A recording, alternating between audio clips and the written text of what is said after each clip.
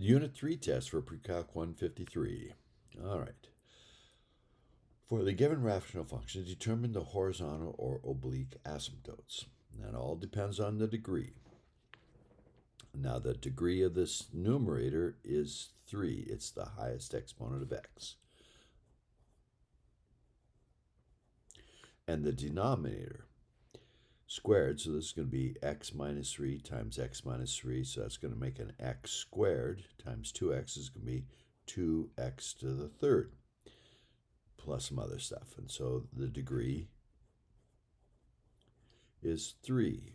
When the degrees are equal, then if you did the division, it's going to be this into this, and we're going to get just the ratio of x to the third over 2x to the third. The rest of them are going to be not important because they're, when x is really large, they're small compared to these guys. And these would cancel, and we get y equals 1/2. So in the long run, when you go really far positive or negative, this graph is going to approach y equal 1/2. Equal degrees, ratio of the leading coefficients. The degree here is not 1, but 2. There's the highest one in the numerator. In the denominator, it is 1. When the degree of the denominator is less than the numerator by 1, it's going to have a slanting or oblique asymptote. And we find it by doing long division, putting these in order. So we're going to have minus 4x squared plus 5x plus 3. By in order, I mean by decreasing powers of x's. And we divide by 2x minus 1. So the first division is minus 4x squared divided by 2x. One of the x's cancel, and 2 goes in 4 and gets minus 2. So we get minus 2x.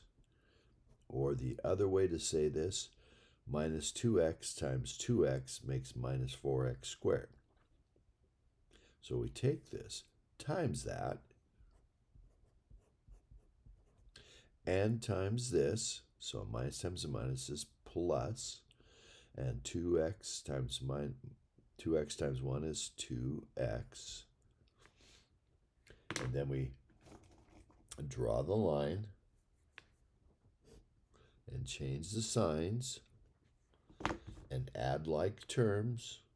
So these are like, they're both x's, and so I get 5x minus 2x is 3x plus 3.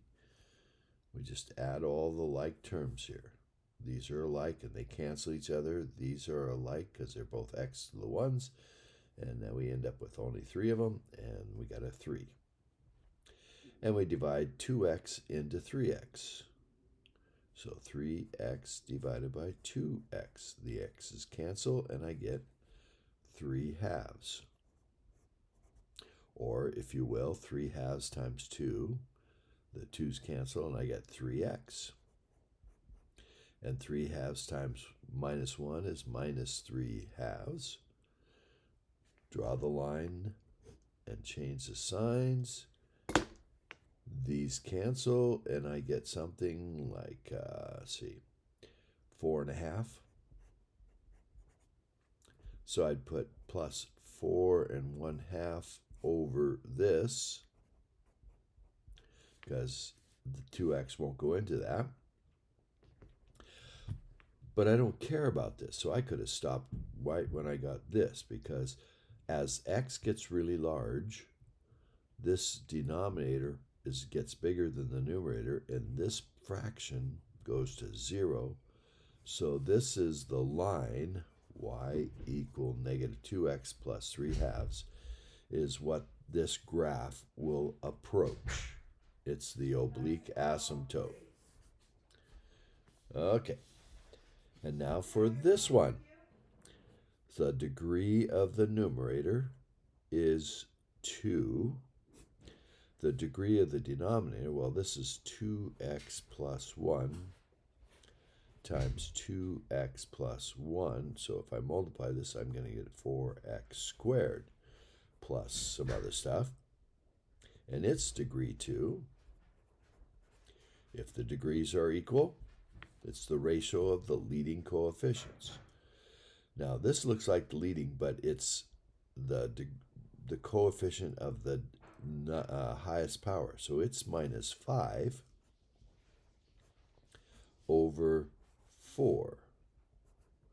So this will get closer and closer to y equal minus 5/4.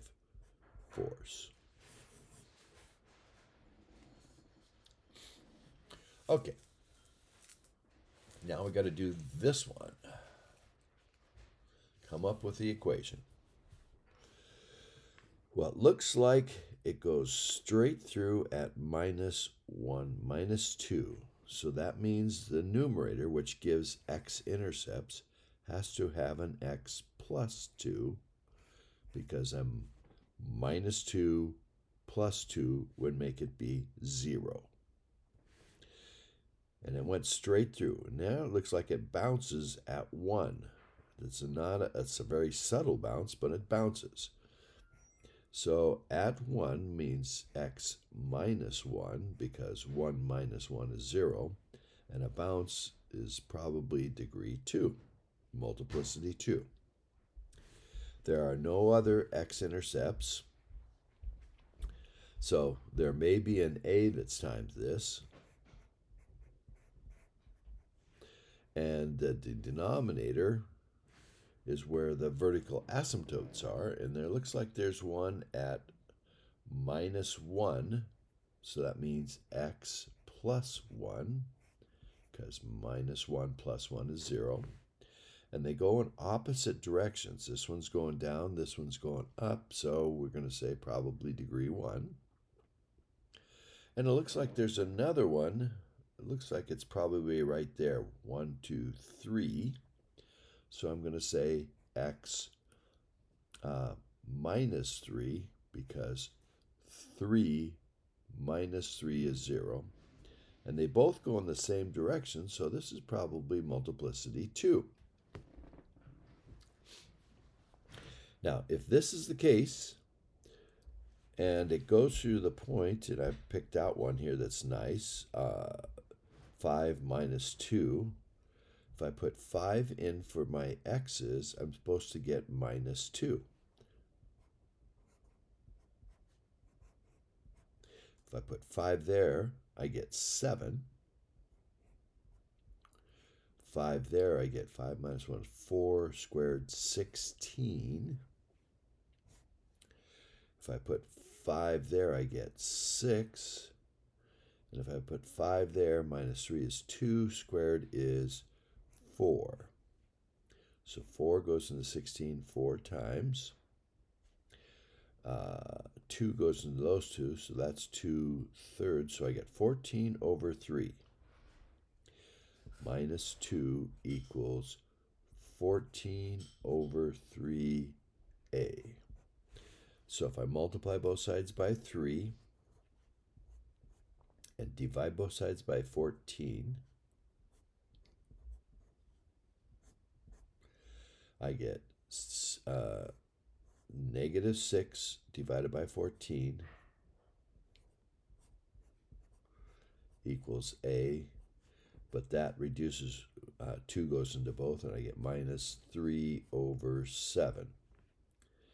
So my final equation, f of x equals minus 3/7 x plus 2 x minus 1 squared, x plus 1, and x minus 3 squared. Now you could type this answer into Desmos and see if it looks right.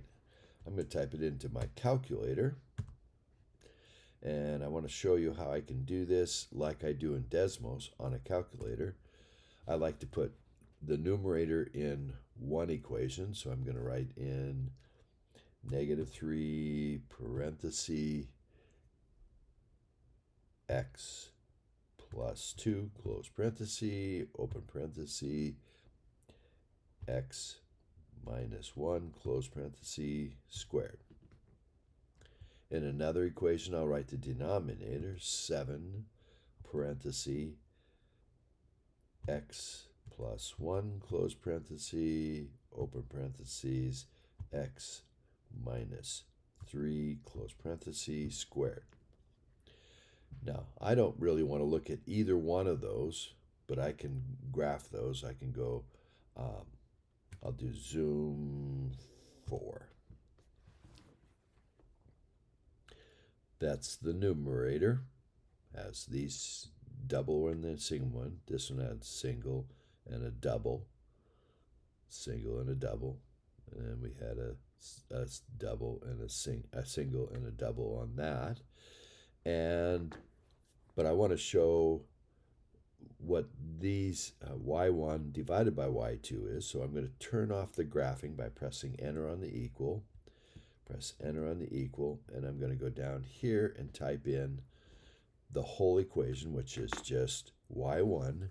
So I'm going to push my variables, and I want my y variables and the y function variables, and I want y1 divided by y2. Variables, y variables, function 2, enter. Now this one has the equal on, so it will graph, those two won't. And so now if I push graph, I'm supposed to get something that looks like what this looks like. Now I made this graph using Desmos. This doesn't show it going off to infinity and off to infinity, but it is turning at the right places. And over here, it's looking like this does. And if we wanted to see if it goes through 5 minus 2, we can count over 1, 2, 3, 4, 5, and down 2. Looks about right. Okay? We could also do trace and get close to 4.3, 4, 5, 6, 7, 5 minus 2. Okay, that's what it looks like on the calculator. Not quite as nice as Desmos, but it works. Okay, next problem. Oh, and I wrote with a felt pen that kind of messed that up, so it's kind of hard to read that. But I will type it in on the calculator here. Now, this is easier to do on Desmos, but I'll type it in on the calculator and show you how to do it on a calculator. So, just like I did here, I'm going to clear y1 and put in 6x to the third plus 12x squared minus 6x minus 12. There's my numerator that I have to factor. And I'll type in the denominator, x to the fourth. Oh, I better clear this first. X to the fourth minus 2x to the third minus 7x squared. Make sure I got this in right, yes. Plus 20x minus 12. They both have minus 12, don't they? All right. I don't want to graph them together, and I only want to graph the numerator for now, so I can look for the zeros. So I'm turning that one off. Now I do that by going onto the equal sign and pressing enter. Turns it on, turns it off. Okay, so I got it off.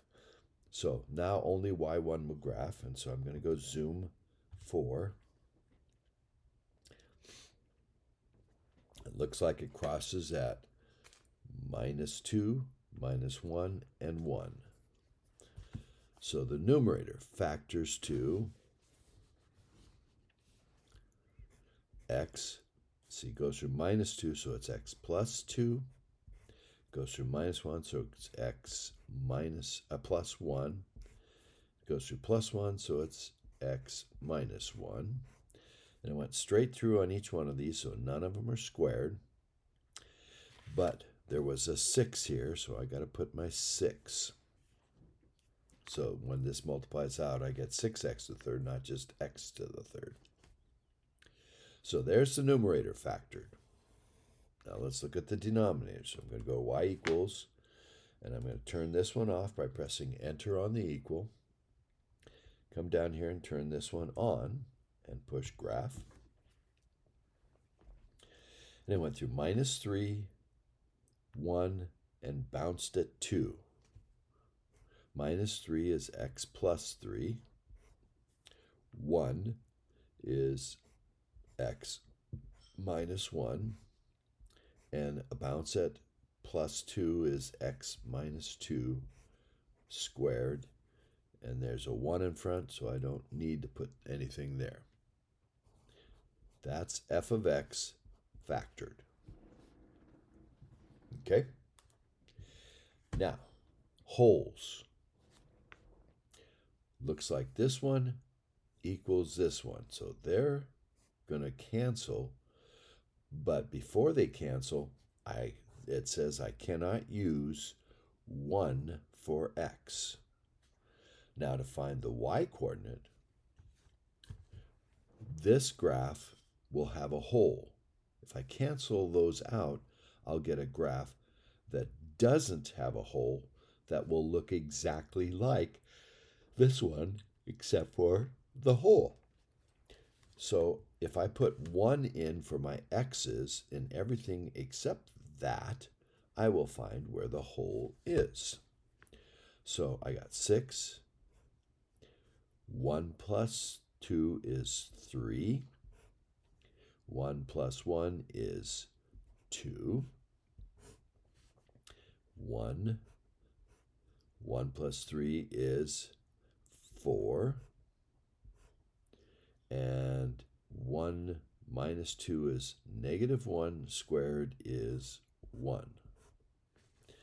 So I have 6 times 6, 36, divided by 4, which is 9. Now, if I go to my calculator and now graph the 2, so turn this one off and turn this one on by pressing enter and graph. If I'm in Zoom 4, it may show me the hole.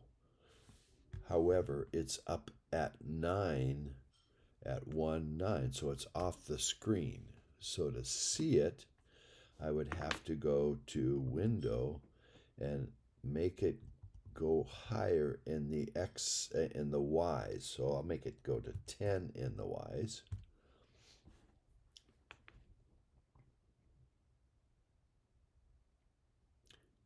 And there's 10 at 9. It didn't show the graph there. So I'll go to second, calculate the value at x equal 1, and it will say nothing, blank. So there's no value at 1. All right. Now, if I said at, let's say I did value at 1.1. Second, calculate the value at 1.1. It would give me a number, 11. It's up off the screen, but it's there. So I can type in any number here. I can type in 2.2, and it'll tell me it's at -387. At 2.2, it's, not negative, positive. 387. It's way up there. And the vertical asymptote was at 3. Wait a minute. There's a vertical asymptote at 2. If I try to put in just 2, it'll say nothing. Okay. So the vertical asymptotes. This is gone. This is gone. So there's a vertical asymptote at x equal -3. And it happens once here, so they go in opposite directions. And if you look at the graph at -3, one goes up and one goes down. And there's another one at 2, x equal 2. And since it's squared, they go in the same direction. And if you look here, you see that this one's going up and this one's going up as it gets closer to 2. Determine the horizontal and oblique asymptotes. Okay, so the degree of the numerator was 3. The degree of the denominator was 4. 3 and 4. When that happens, the denominator is going to grow faster than the numerator, and it's going to go to y equals 0, a horizontal one at y equals 0.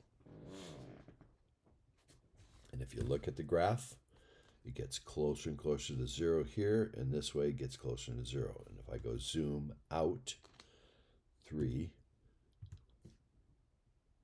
you can see how it's really close to 0 and gets really close to 0. Okay.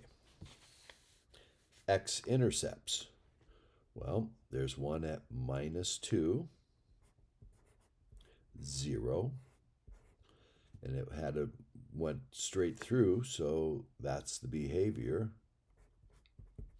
And so because it had multiplicity 1, and there was one at -1,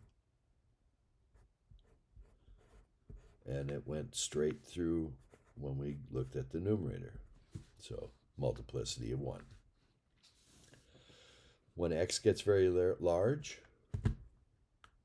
it's going towards 0. When x gets very small, it goes towards 0. Approaches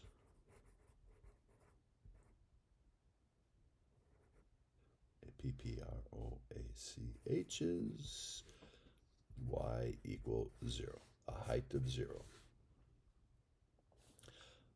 The y-intercept, that's easiest to do here. If you put 0 in for all the x's, we get -12. And you put in 0 for all the x's, we get -12. And -12 divided by -12 is 1. Putting 0 in the x's, we get 1. Or -12 divided by -12.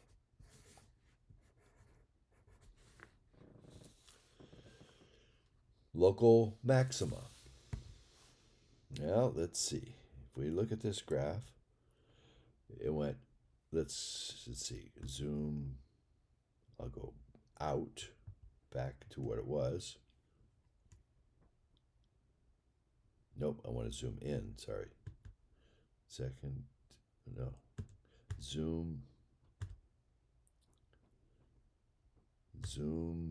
in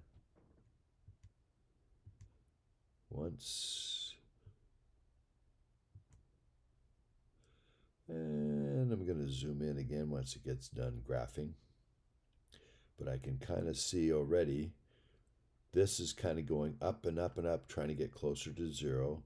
This has got a minimum, and this goes off to infinity, so there are no places where it's the highest in its area. There's no local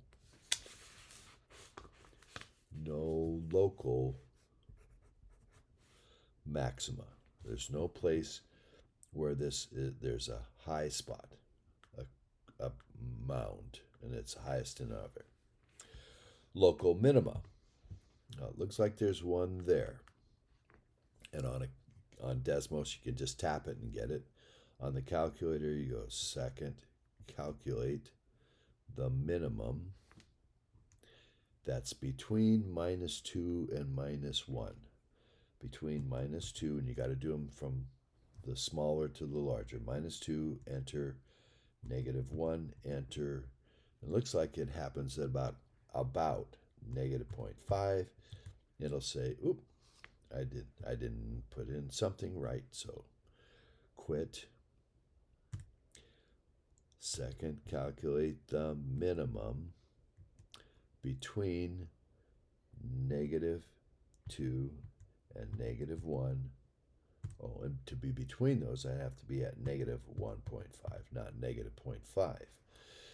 And it says between there's a minimum at negative 1.151. So it's not exactly at negative 1.5, but the minimum is negative 0.0816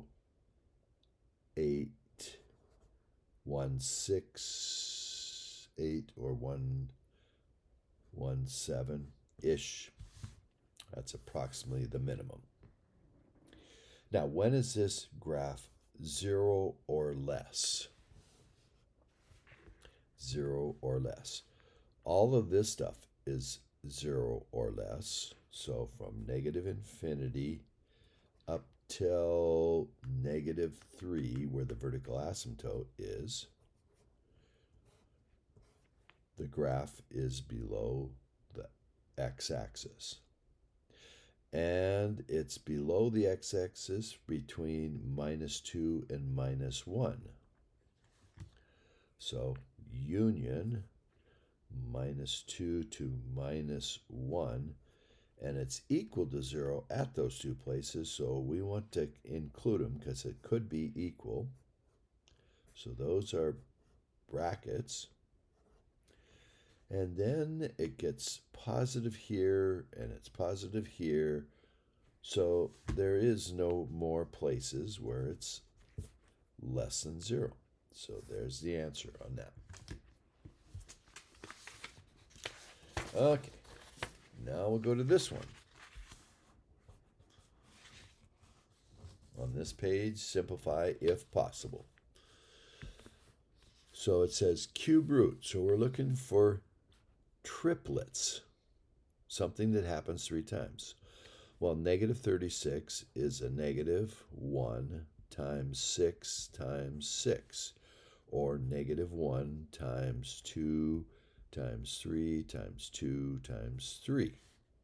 And we have x, x, x, x 4 times, and z, z, z, z 7 times. And we're looking for triplets. There's 2 2s, so not enough to come out. There's 2 3s, not enough to come out. There's 1 minus 1, but a minus 1 can also be thought of as minus 1 times minus 1, which is plus 1 times a minus. It can be thought of as 3 minus 1s, and so the minus comes out. If you ever have a negative under an odd root, it will always come out. If you have a negative under an even root, you get i's, imaginary. So this is an odd root, so the minus comes out. None of the rest comes out, so there's a cube root of 36 that has to stay inside. There's a triplet of x's that'll come out as an x. We don't need absolute value because it's an odd root.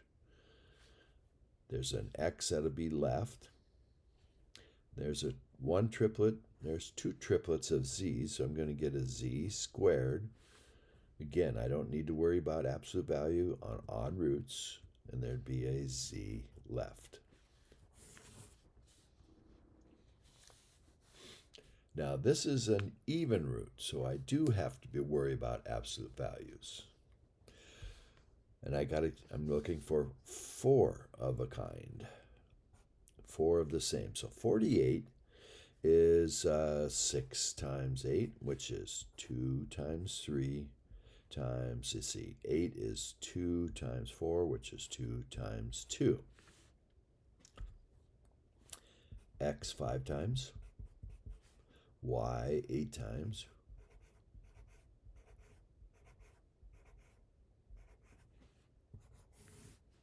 and we're trying to find groups of 4. 1, 2, 3, 4 twos. So the 4 twos will come out as 2. They would be an absolute value, but 2 is already positive, so I don't have to worry about it. There'd be a 3 left, because there's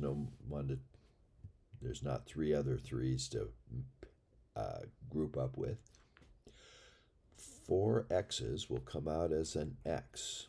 Now, if it was x squared, I wouldn't need absolute value, but x, it's an even or odd number, so I have to put absolute value on it. There's 1 x left, 4 y's and 4 y's. That'd be 2 of them multiplied. When it's squared, it's always going to be positive, so I don't have to put absolute value on that. You can, but it doesn't meet it. I've got all those out. That's left and that's left, so that's all there is left. And now on this one, it says I've got this 3 times and I'm doing the square root. The denominator is root. This is like the 1/2 power means square root, and it's got 3 of these. So I got 8x to the 4th y squared, 8x to the 4th y squared, 8x to the 4th y squared under a square root. Well, I got a couple 8s already, so I can take that out. There's 2 pairs of x's there, so that's an x squared. There's another 2 there. There's another two pair there. And there's a y and a y and a y. And this is an even root. There's an odd number, so I'd have to put them in absolute value. Don't have to put these in absolute value because squared are always positive. And what do I got left? So I took all of that, all of that, all of that, all of that, all of that, all of that. I've got an 8. But 8 is 2 times 2 times 2, so I got another 2 that I can bring out. So that 2 would make it 2 times 8, 16, x to the 6th, y to the 3rd in absolute value, and square root of 1, 2 left. And on square root, you need the 2, but you can. Now I'm going to do it with the power method. If these are not any addition or subtraction, we can distribute the power. Now I can think of 8 as 2 to the 3rd, 2 times 2 times 2, and I'm going to take it times 2 to the power 3/2. And I've got x to the 4th to the 3/2. And I've got y squared to the 3/2. Now, I'm going to end up with this same answer. When you got a base to a power, you multiply. So 3 over 1 times 3 over 2 is 9 over 2, or 4 1/2. So I'd have 2 to the 4 times 2 to the 1/2, because 4 1/2 is 4 plus 1/2, and when you multiply, you add the powers. 2 to the 4th is 16. 2 to the 1/2 is the square root of 2. Now let's go to here. 4 times 3/2. 2 times 3 is 6. So I get x to the 6th.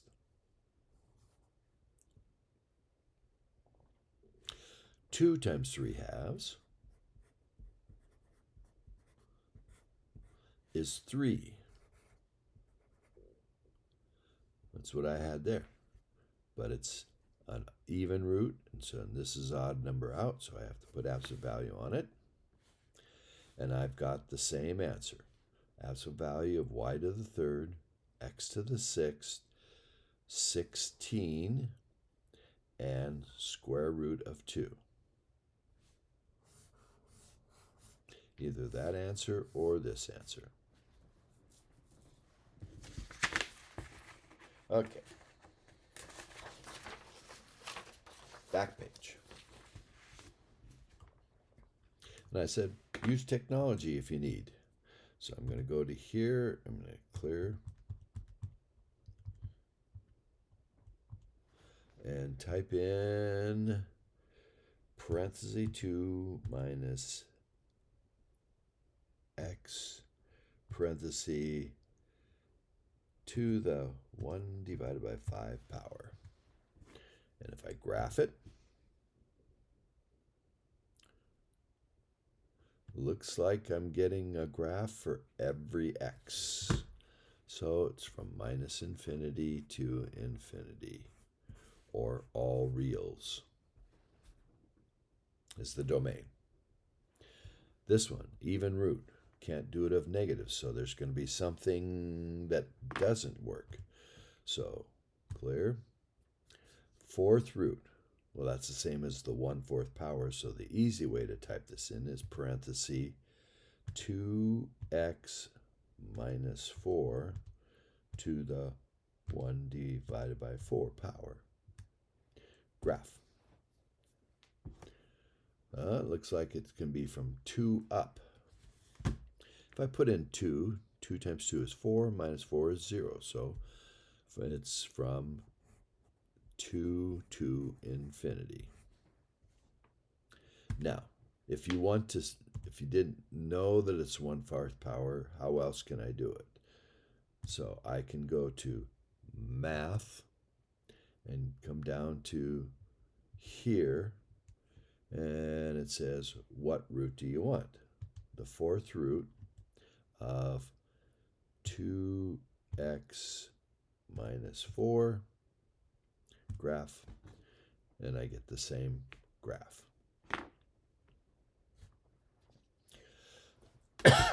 Okay. This one. All right. Now, I'm just going to type it in as an equation here. And I'm going to show you that if you go alpha y equal, it allows you to have a numerator and denominator. Makes it a little easier than writing parenthesis for all of this divided by and a parenthesis around all that. I can just type in 300x squared. I know it says t squared, but I'm making it x for the calculator, plus 2000x. Arrow down, and I'm going to put 3x squared plus 500x.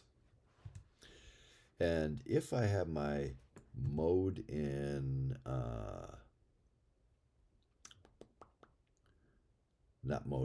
table set and ask for the independent variable, then I can go to table and I can put in whatever number I want to put in here. And I set in population in T years after 3 years.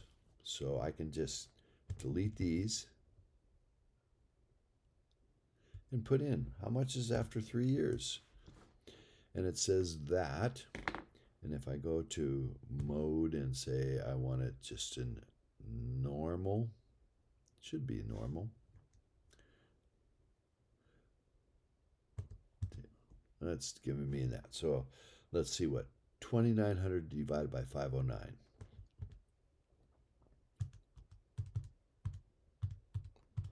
And it says about 5.7 caribou. That's not very many.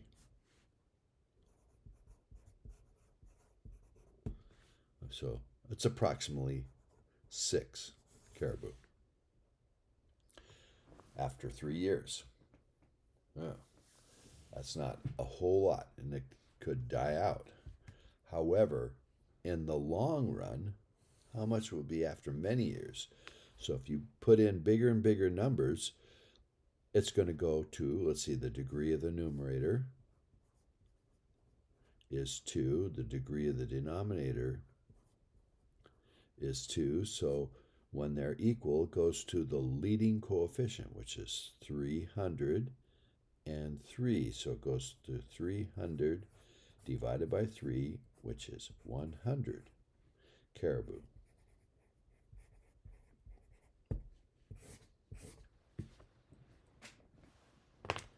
And that's that.